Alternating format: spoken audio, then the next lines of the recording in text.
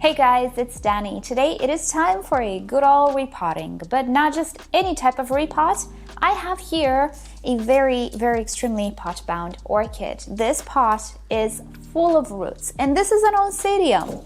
It's not going to be the most pleasant of activities. I personally don't like pot-bound orchids, but it is a good idea to film the process and to show you my thought process and how I go about it, because I do find these types of orchids a little bit tricky. There are some things that I do that maybe tutorials don't really tell you to do. Anyway, this is a hands-on type of a video. So if you've ever had something like this, something similar, and you repot and all of a sudden all of these lovely pseudobulbs are getting wrinkly, the orchid is getting dehydrated, yeah, that's just gonna happen. That's why I don't like pot-bound orchids. There is a very high chance of that happening, but we have to do it, right? So anyway, hope you'll enjoy this video. If you do, don't forget to give it a like. It really helps it out. And why not subscribe? I post multiple times a week, all sorts of plant content. Right, so first things first, particularly with pot-bound orchids, we need to soak them. We need to wet the roots and the medium and everything very well. So what I'm gonna do is put water in this pot. Let me just show you. There we are. So it is important with these types of orchids to make the roots as flexible as possible. If the roots are dry, they're gonna be brittle, they're just gonna snap and break very easily. We wanna make them more flexible so they can bend as we move them around without snapping. All right, so as this orchid is soaking, for those of you who don't know what a pot-bound orchid is, well, pretty much it's an orchid that has a pot full of roots. There's barely any potting mix left. There are roots pretty much everywhere circling the pot, coming out of the drainage hole sometimes. If you pull on the orchid, you'll see that the roots themselves have the shape of the pot pretty much. Now, epiphytic orchids in particular are not bothered if they're pot-bound. They're not limited, quote-unquote, by space, such as a terrestrial plant might be, which you might know sometimes can stop growth altogether if the root system doesn't have space to develop. Orchids do not work like that, epiphytic ones at least. And this oncidium is an epiphyte. So the orchid will be absolutely fine. This one was in beautiful bloom. I didn't tell you what it was. It was a tiny twinkle, not an oncidium twinkle. There is a difference. It had beautiful sprays of blooms that didn't last all that well on transport, so I didn't film it. And being an oncidium, this orchid absolutely loves its moisture and is not so drought tolerant like a cattleya would be, or a dendrobium phalaenopsis, or a vanda. And what happens is when an orchid is pot-bound, being that there is not enough potting mix to retain water, and roots don't actually retain water, they absorb water, the pot will generally dry out very fast. And it might be a little bit faster than you can water, than you have time to water. So hence, this is the problem. The orchid will get dehydrated because you do not have time to water more and more frequent as the roots take over the pot. So generally, growers don't really like to keep their orchids super pot-bound if they don't have time to water. If they have no issue with watering, if they have an automated system, it doesn't matter. The orchid will be absolutely fine. It will kind of start growing out of the pot at some point, and that can be a different problem. Yes, Joey. But other than that, it's more of a home grower type of a problem than anything. Right, so I think my orchid has soaked enough. I'm gonna remove all of this water and come back with the actual repot. Alrighty then, another reason why I don't like pot-bound orchids is because I have to really soak them before repotting, and that makes things a little bit more messy. I like dry potting mix. So I'm gonna press gently on the pot to try and detach the roots that might have swirled the pot. There we go. Let's see if she wants to come out because, oh boy, things are jammed in there. Okay, I need to press a little bit more. And I'm trying to pull from the older pseudobulbs in case I just rip one off. It's not gonna be a new one. I don't really care much about the older growth. The future is in the new growth. So as much as possible, I'm gonna try not to mess up the new growth, but rather the older growth. And this is a very sturdy pseudobulbs that I'm well already then. Oh boy, oh boy, oh boy. Didn't I tell you that the roots will become the pot? They will take the shape of the pot. Oh my goodness. Now, if you think I'm gonna go check these roots one by one to see if they're alive, oh, you're mistaken. I'm not gonna do that because I'm gonna spend forever. What I will do start with the bottom. Usually there will be like a tunnel right in the center here, which will be a little bit clearer. And this tunnel can be accessed from the bottom. So that's what I'm gonna do. I might break a few roots, that's fine. Oh, these roots are not alive anymore. So I'm not sorry if I break them. So I'm gonna go from the bottom and start to just poke around a little bit, trying to remove some of this medium. With pot-bound roots, you can expect a lot of root damage, like a lot of it. But that's fine because we also have a lot of roots. So as long as we maintain a good ratio between broken roots and good roots, we're good. It might seem bad to break 50 roots, but if the orchid has 200 roots, 50 ain't a problem. Okay, so I'm gonna go ahead and try to remove some of this medium and kind of just scrape a little bit inside. Sounds a little weird, but yeah, that's exactly what I'm doing. Since there is a hollow here, there is this tunnel that I kept telling you about that gives me access inside. So I'm removing the medium from the inside out, pretty much. And this takes a little bit of time. Also, right in the middle, typically, you're not going to find a lot of very healthy roots because in the center is where the older roots used to be. And the older the roots, the less chance of them being healthy or even alive anymore. So even if I do this, I didn't even have to pull much. You can see these are not live roots. So even if you hear this, it's okay, all of these are gone. They're very, very mushy. So if you must to make your way through, you can actually just break a few of these. That's why I'm not very concerned with being gentle. I can feel them. Let's see if I can give you a close-up. Right here in the center, it's a whole lot of mush. Alrighty, slowly and surely, do we see we're starting to break through this wall of roots. This is where I'm gonna be a little bit more gentle. I'm not gonna pull that much, but I will encourage, let's say, the roots to separate a little bit. The idea is to make them flat. Right now they're circular, right? I want to make them flat. I want to spread them because in this way I can better tell which are the older roots, which are the newer roots. And usually I like to make the separation in the back because guess what? We're going to get rid of this part of the orchid. So I want to get to it. I want to see what roots come from this older part just so I can separate it better. And we're almost there, you guys. Oh my goodness. Oh, there we have it. We have a separation here. And in this way, can we see we have a lot more access to this medium that again, we can remove. We can remove the algae at the top, the whatever this little plant is, just so we better see what we're dealing with here. Oh, we're dealing with a sphagnum moss plug. That's okay. And now that we have this, let's say, little curtain of roots separated like this, we can absolutely clearly see where the old growth is and we can just remove it very gently, just to make space. And look at that. I'll bring you in very close so I can show you the clear difference between the dead roots and the live roots. Alright, so this is what I'm looking at. This whole mess here, these are dead roots. These on the sides, most of them are dead. And look in the front, these are the newer roots. Look how much better they look like. I don't need to press on them to know they're alive and they're much healthier than these guys. And you might say, oh no, they're just stained. Yeah, they can be stained, of course, but no, look at this. They are not alive anymore. You can see the string left behind. They're papery, they're coming right off. Look at this. No, these are not live roots anymore. And going ahead and checking each and every one of them and tracing it back is close to impossible when you don't pretty much lay out the roots like I did. Spread them apart a little bit just so you see what you're working with. And also keep in mind, the older the root, the more chance it has to actually not be alive anymore. So I wanted to kind of separate new growth to old growth. Since at the beginning you saw everything was pretty much a mush, they were all together. Right, so now we can go ahead and actually divide the older growth.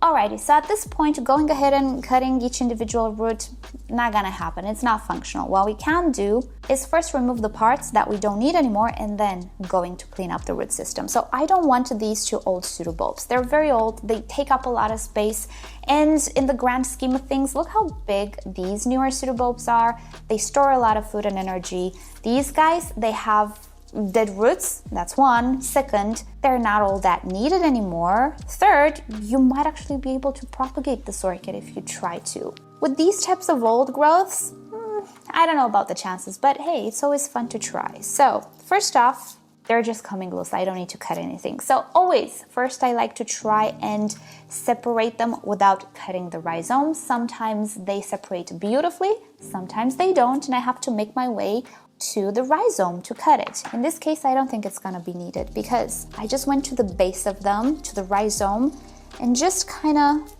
pulled apart. It's important to get the rhizome, so don't pull them up. Go right here under them. This is where the rhizome is, and just pull. And look at that.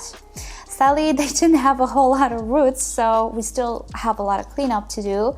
But there you go. They are in perfect order because I didn't squish them. I went under them right here. Something like this can be propagated, but it takes a lot of patience. What I still have left here is a lot of their roots still, and a lot of medium. And the only way to go through these is just to remove the medium. There is no very good shortcut. I was hoping these guys had the bulk of the dead roots, but no. I need to put in the work, but that's okay. All right, so I'm kind of done. This is what I'm left with. I'm gonna go to the sink and rinse off the root system just to remove whatever pieces of old medium I have. But yeah, from that mass of roots, this is what I'm going to keep. And this is not all alive. It is absolutely impossible to remove every single one of the roots that is not alive anymore. It's impossible. But I did keep enough roots that, you know, the majority are alive, some are not. Anyway, I think I kept enough for the orchid to be okay. Now, will the orchid get dehydrated? Absolutely. This is something that I personally always expect with pot-bound orchids, with oncidiums, with cattleyas as well, especially because not only are we, let's say, disturbing the roots at this point, but we also need to account for transplant shock, which in the case of pot-bound orchids, it's gonna happen a lot more than any other orchid. Will the orchid be okay? Absolutely. Do we see? We have new growth, and look how big it is. It's gonna start to create new roots very soon. I think I already see tiny little root tips poking through. We have two lovely new growths. So even if these roots, some of them will not make it, hopefully most of them will.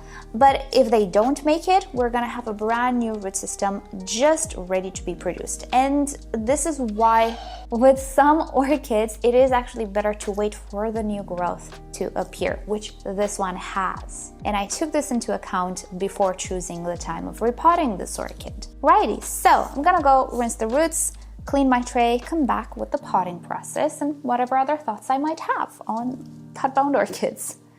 All right, looking much better, huh? So another thing I did was to spray hydrogen peroxide on the entire root system and the base of the pseudobulbs. Here in the EU, especially oncidiums, come directly infested with bush snails from the nursery. So for the past 9 years or so, I have always been using hydrogen peroxide when repotting brand new orchids, and I have never had problems with bush snails since. Righty, so I'm gonna jump directly to a 12-centimeter pot. That would be about 5 inches. So I'll go ahead and use my preferred potting mixes and just go about this like it's a normal repot. I'm gonna put the older growth to the sides of the pot and leave space towards the middle of the pot for these new growths. Let's see, I think if I rotate the orchid, I'm gonna have more space. My sphagnum moss dried and I'm too lazy to moisten it, so I'm just gonna use it like this. But it's typically much easier to control if it's slightly damp. Bark, it's the total opposite. It's much easier to work with if it's dry. And some people ask, isn't it better to soak up the bark before using it so it lasts longer? No, it absolutely isn't. It's not gonna last all that long. And whether you soak it before you put it in the pot or after you put it in the pot, it's gonna be the exact same thing, because brand new bark, as it is not water retentive, and soaking it 24 hours, it's not going to miraculously break it down to the point of being much more water retentive. Yeah, it's gonna retain a little bit of water, but you can obtain the same results if you just soak the pot with the orchid for 10 minutes after repotting. It's the exact same thing. All it's going to do is make potting a lot more difficult, and I will show you in a second why. Hold on, let me make a mess. So instead of me pushing on this bark, stressing out the roots, squishing them, I'm gonna use a bamboo skewer. I'm gonna insert it on the sides where I don't have roots and just wiggle it a little bit. This will make the bark just fall in the very big air pockets, which are not very cool to have. We want small air pockets. Those are very important. So I'm going to be using this little skewer to make the bark fall into place. If the bark would have been wet, it wouldn't have fallen that easy into place. Wet bark is a nuisance. But by all means, if you like to wet the bark before you repot and that's how you got adjusted to work with the bark, that's fine, doesn't matter. There's really no difference for the orchid. The only difference is for you and how you feel better using your materials. I'll of course be adding some slow release fertilizer, and I list the products that I use down below in the description. If you're curious, I always have them listed in the description in my newer videos. I feel like for the past couple of years or so. Older videos like 7 years ago, 8 years ago, now don't look at the materials I used then, because with time, obviously, and with the move to a different country, I found other materials that work either better, either they're more accessible or more affordable, and so on and so forth. Alrighty, finishing off with the top layer of bark that prevents algae formation in my setups. And hey presto, we are making a mess. But we are also done in the process. So the last thing that I will do is, of course, water the orchid. I'm not going to soak it or anything because I have sphagnum moss. Why did you land there? She's on the floor right now. Hey, Maya bird, say hello to the nice people. Are you good, honey? What did you find on the floor? Tell me, what was it? These days with the vacuum robot, she doesn't find anything on the floor, which is good because I don't like her going on the floor. Okay, honey, let's go back. Sweet bird. Okay, so I don't typically soak my pots because I do use sphagnum moss, and sphagnum moss does retain quite a lot of water. I just run water through the pot until it's pretty well wet. And my personal reason for using bark is to offer aeration, not to hold on to water. The sphagnum moss is my water retentive material. Righty, let's see. Is this a little wobbly? You know what? It is. When you have wobbly orchids, even sympodials, even oncidiums, let's rotate the orchid so you can see. I like to stabilize it for just a few months with a bamboo skewer. And yeah, there we go. I have a bigger clip.